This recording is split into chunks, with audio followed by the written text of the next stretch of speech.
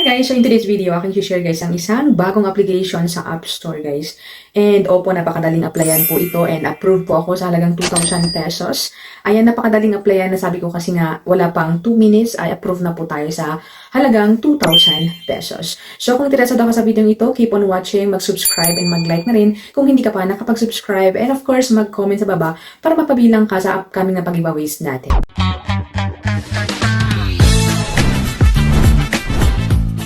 Alright, so welcome and welcome back sa ating channel. So for today's video, atin nang sisilipin ang isang bagong application. So ang application na ito guys ay si Pera One. Ayan si screenshot guys. So Pera One, online mabilis cash. Quick Loan App Philippines. So ang daming mabilis cash. So talagang keyword niya is mabilis cash. Kaya talagang searchable guys sa App Store. So meron silang 6.5 ratings and 4.8 stars.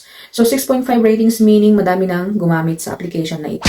So ayon sa kanilang ads guys, nagpapautang sila up to 50,000 pesos. So 50,000 pesos po yung pwedeng pautang or hiramin dito. Pero hindi pa tayo sure kung 50,000 ba ang papahiram nga kasi nasabi ko na kanina, 2,000 pesos po yung approved na amount as first timer. Sabi dito, fast disbursement your preferred account to your GCash. So pagka-install po guys is mapapakita agad-agad yung pwede nating jutangin. So 50,000 pesos.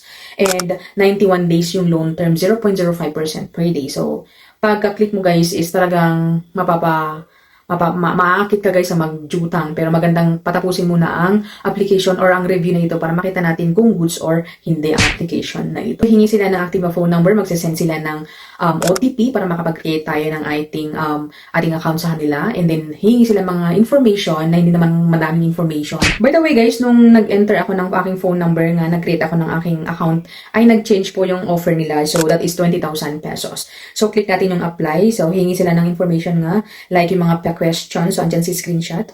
How many online loan do you have currently? How many times do you borrow? Longest overdue, educational level, type of housing, marital status, and monthly expenses. Yung ating work information naman, ayan, industry, payroll, monthly income, next day, pay date, and then yung ating email address.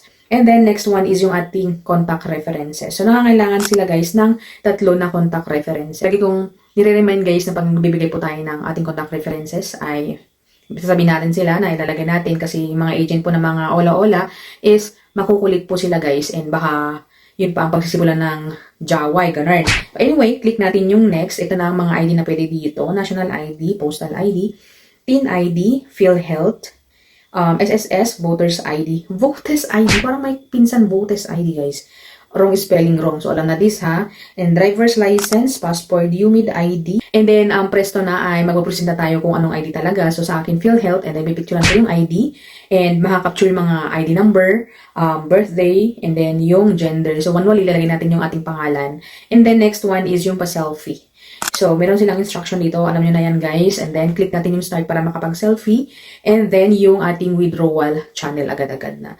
So, GCash, Maya, GrabPay. So, sa akin, Pay Maya na lang lagi para safe. Pag kunyari auto-disburse, at least nalalaman po natin. So, yun ang i-review na nila yung ating application in just 5 seconds. O, diba? Apakabilis, guys. And presto, andyan na sa screenshot yung approved na amount na worth of 2,000 pesos.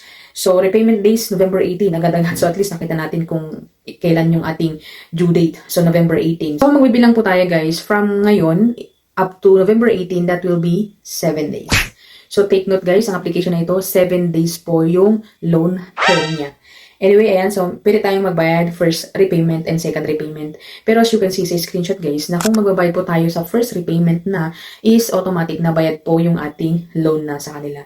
So, first period, 2,000 pesos. Repayment date nga, November 18. And then second period, yung 45 pesos, which is yung ating interest. Yung interest nito guys, November 11. So, kung magbibilang po tayo from now that is 91 days siguro. So yun yung nilalaki dito na 91 days pero talaga 7 days po siya. Repayment date sa third repayment pala siya guys. I thought it's 2 repayment. So 3 repayment period. So first repayment 2,000 pesos which is yung jutang natin. And then second and third repayment is yung interest niya. Pero kung susumahin nyo guys, pagbayad na tayo ng first repayment, automatic na bayad na po yung ating hiniram sa kanila. So, yung details guys ng mga bawas sa 2,000 pesos, andyan siya. So, service fee, that is transfer fee, charge on disbursing is 740.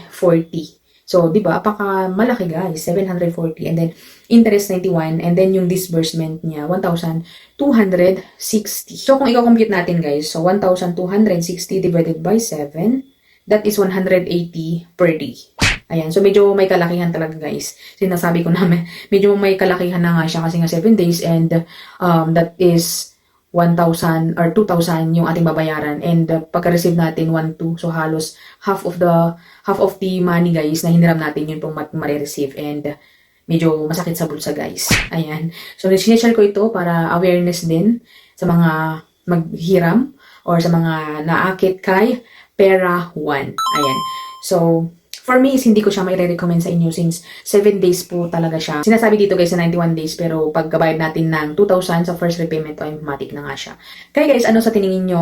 Okay ba itong utangan o hindi? Please i-comment sa baba. Ayan, kung sino pang nakasubok dyan, i-comment din nyo sa baba kung ano yung mga experience nyo dito sa application nito na si Pera 1. So, ayan guys, ang aking review sa isang application na naman po na bagong-bago. Ang daming ads po sa Google Play Store. Kaya at least ay pinakita ko sa inyo guys kung goods ba silang utangan or hindi. So, thank you for watching and see you on my next video. Bye!